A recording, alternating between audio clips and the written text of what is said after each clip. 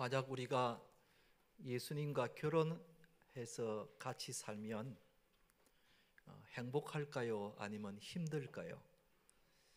아마 많은 사람들이 행복할 거라고 생각을 합니다. 왜냐하면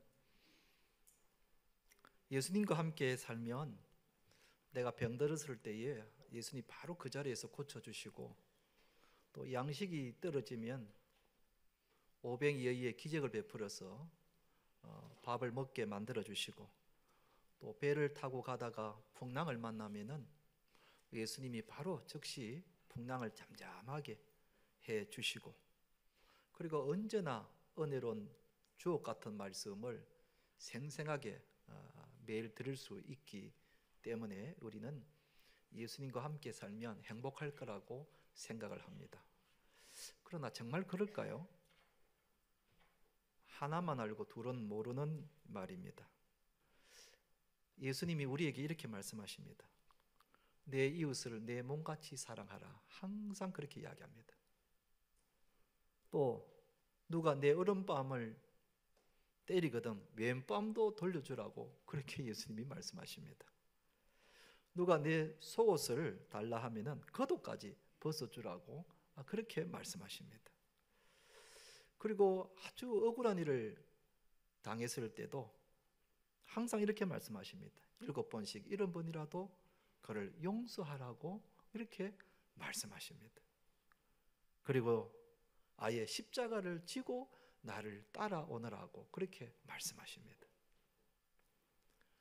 만약 우리가 예수님의 말씀대로 살면 행복하겠지만, 예수님의 말씀대로 살지 않으려고 하면은 참 힘든 겁니다. 여러분, 우리가 신앙생활을 한다는 것은 이렇게 신랑 대신 예수님과 함께 살아가는 것을 말합니다. 그러면은 우리가 예수님과 함께 동행한다는 것은 무슨 의미가 있는가? 오늘 새해 첫 성찬식을 맞이하면서 우리가 예수님과 함께 동행한다는 것이 어떤 의미를 갖고 있는가 하는 것에 대해서 우리가 다시 한 번 더 알고 예수님과 함께 행복한 신앙생활을 하시는 우리 성도님 되시기를 주님의 이름으로 축원드립니다. 첫째는 우리가 예수님과 동행한다는 것은 무엇을 의미하는가? 많은 고난이 있다는 것을 의미합니다. 오늘 읽은 말씀 앞에 베드로의 신앙 고백이 나옵니다. 예수님은 살아계신 하나님의 아들이시요 그리고 그리스도라고 그렇게 고백을 합니다. 그런데 많은 유대인들이 우리 예수님에 대해서 오해를 하고 있었습니다. 예수님이 이 땅에 오신 이유가 우리나라를 로마의 식민지로부터 해방시켜 주시기 위해서 이 땅에 오신 메시아라는 오해를 하고 있었습니다. 그래서 예수님은 제자들에게 나는 너희들이 바라는 그런 정치적인 메시아가 아니라 영혼을 죄와 형벌에서 해방시켜 주시는 그런 메시아로 왔다고 말씀을 해주십니다. 그리고 이런 메시아가 되기 위해서 자신은 고난을 받아야 한다고 말씀을 했습니다. 오늘 읽은 31절 말씀에 그렇게 말씀하셨습니다.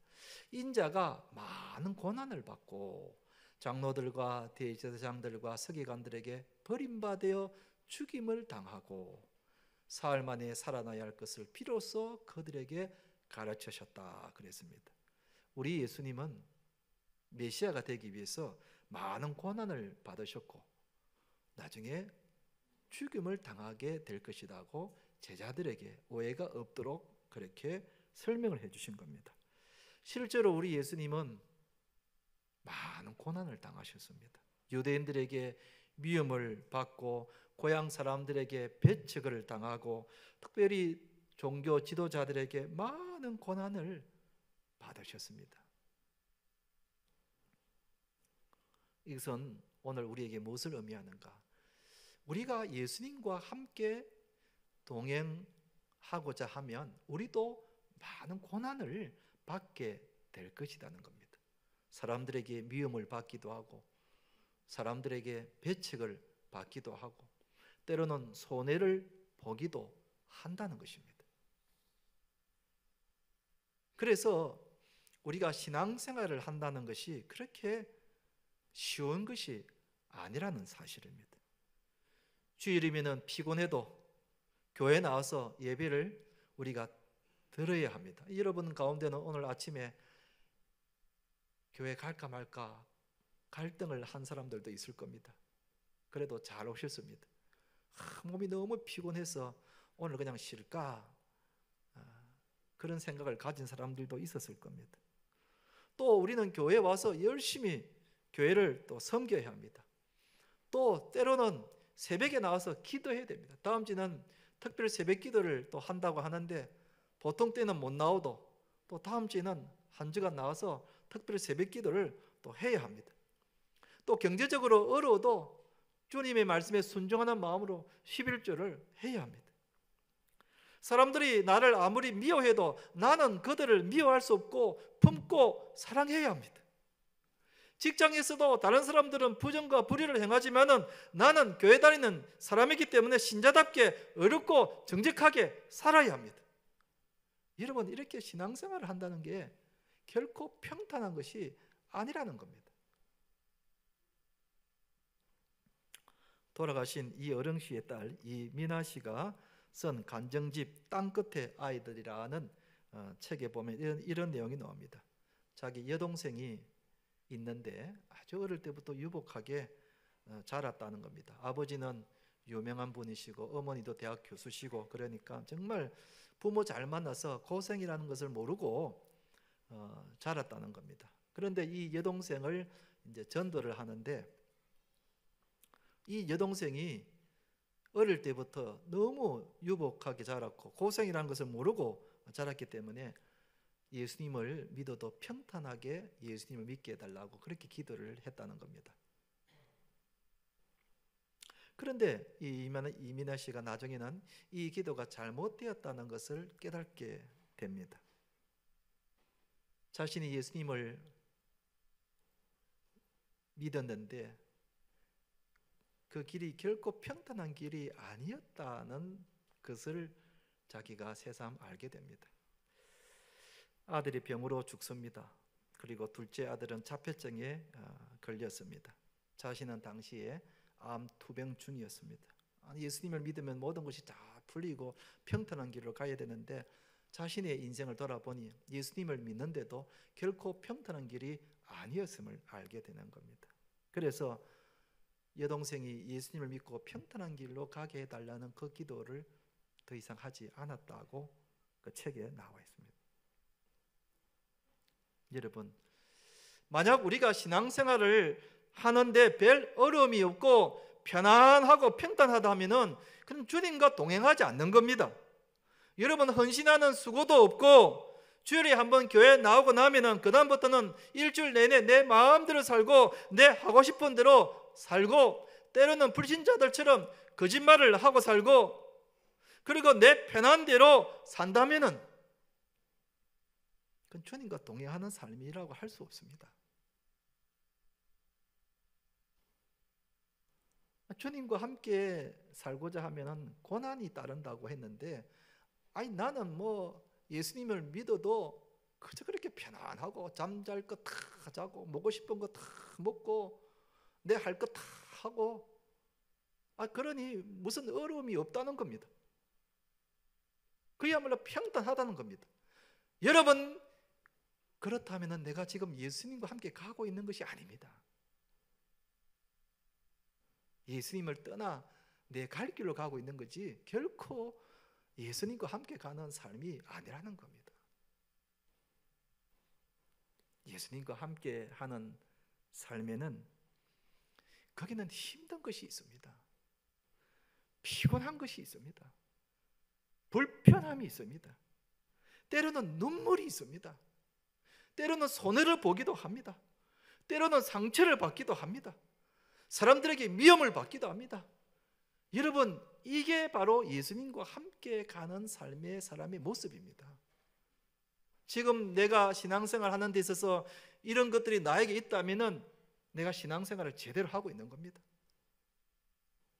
그러나 그런 것이 없이 그저 평탄하고 피곤한 것도 없고 불편한 것도 없고 그냥 일주일에 한번 교회 나와서 예배드리고 나면은 그 다음에 내 할 거 다 하고 새벽에 일어나는 일도 없고, 그렇다면은 미안한 말씀입니다만은 내가 주님과 동행하는 것이 아닙니다. 한번 옆에 예수님이 계신지 한번 보십시오. 내가 갈 길로 가고 있는 겁니다. 오늘 주님은 우리에게 예수님과 함께 동행한다는 것은 예수님과 함께 고난을 받는다는 것, 그걸 말씀하고 있는 겁니다. 고난이 와도 예수님과 함께 가는 그 삶이 행복한 삶이 아니겠습니까? 비록 피곤하고 손해를 보고 불편해도 예수님과 함께 걸어가는 그 삶이 행복한 삶이 아니겠습니까? 사랑하는 성도 여러분, 오늘 성찬식을 맞이하면서 고난받으신 우리 예수님과 함께 동행하시는 우리 성도님 되시기를 주님의 이름으로 축원드립니다. 두 번째로 예수님과 동행한다는 것은 무엇을 의미하는가? 자기를 부인하는 겁니다. 여러분, 사람들이 얼마나 자기 중심적인지 모릅니다. 자기밖에 모릅니다. 얼마나 이기적인지 모릅니다. 자기가 항상 중심입니다.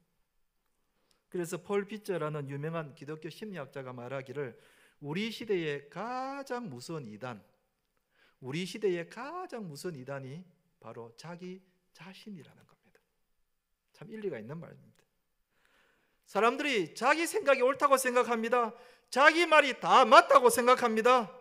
내 자신이 진리라고 생각합니다. 내가 법이고 내가 신이라고 생각합니다. 그게 바로 이단 아닙니까? 자기가 옳고 자기가 신이고 자기가 법이라고 생각하는 그게 바로 이단 아닙니까? 그런데 예수님은 우리에게 이렇게 말씀하십니다. 34절을 같이 한번 읽어보겠습니다. 시작. 무리와 제자들을 불러 이르시되 누구든지 나를 따라오려거든 자기를 부인하고 자기 십자가를 지고 나를 따를 것이니라 그랬습니다. 우리가 예수님과 함께 동행하기 위해서는 내 자신을 부인하고, 물론 여기서 우리 자신을 부인한다는 것은 내 존재를 부정하거나 해주의자처럼 모든 것을 부정한다는 그런 뜻이 결코 아닙니다. 이기적이고 자기 중심적인 그것을 부인하라는 겁니다. 그래서 성경은 우리가 예수님을 믿고 따라간다는 것을 이렇게 설명하고 있습니다. 갈라디아서 2장 20절, 우리 잘 아는 말씀인데요, 저 말씀도 같이 한번 읽어보십시다. 시작.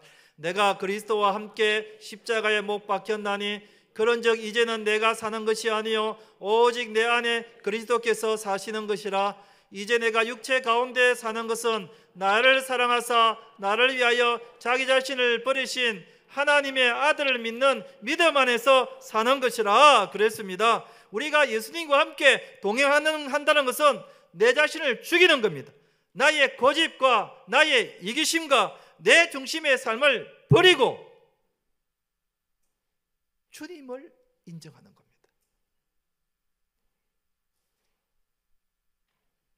나는 죽고 예수님만을 나타내는 것, 이게 바로 예수님과 동행하는 겁니다. 그렇지 않습니까, 여러분? 예수님과 동행한다 하면서 여전히 내 고집 피우고 내 주장을 하고 내 하고 싶은 대로 한다면은 예수님과 함께 사는 것이 행복이 아니라 힘든 거죠. 힘든 겁니다. 예수님은 용서하라는데 내 마음에는 여전히 미움이 가득합니다.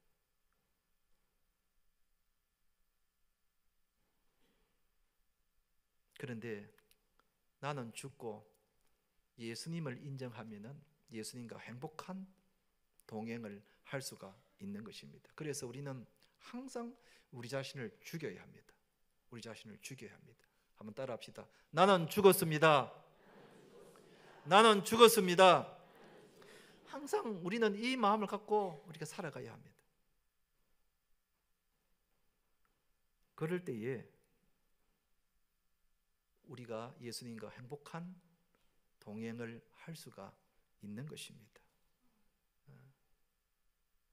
여러분, 우리는 평생 예수님과 함께 동행해야 될 사람들입니다. 아니, 저 천국 가서도 예수님과 항상 함께 해야 될 사람들입니다. 그런데 내가 지금 예수님과 함께 동행하는 것이 행복한가 아니면 힘든가?